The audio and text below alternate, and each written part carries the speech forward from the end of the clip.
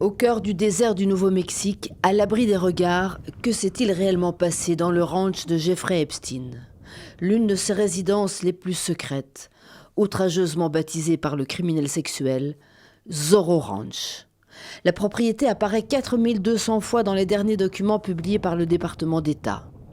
Sous le choc, le Parlement local du Nouveau-Mexique a voté cette semaine la création d'une commission vérité sous l'impulsion de ces deux jeunes élus.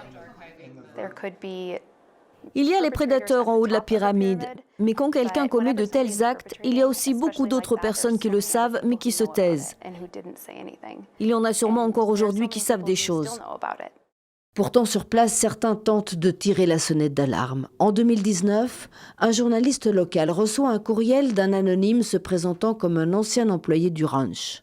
Ce dernier lui propose des vidéos compromettantes, ainsi que le lieu exact où deux jeunes filles étrangères auraient été enterrées. Elles auraient été étranglées lors de rites sexuels fétichistes.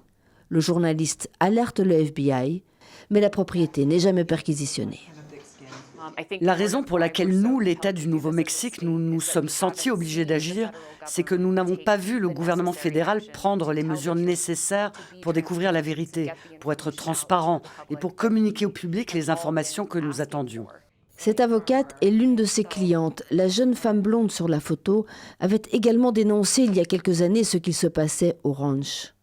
Virginia Giuffre est l'une des premières à avoir porté plainte contre l'un des habitués des lieux. L'ex-prince Andrew l'aurait agressée alors qu'elle avait 17 ans.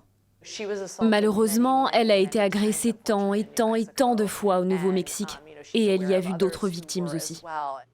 Mais Virginia Giuffre n'est plus là pour en témoigner. En 2025, 3 ans après son action en justice soldée par un accord à l'amiable de plusieurs millions de dollars, la jeune victime s'est suicidée.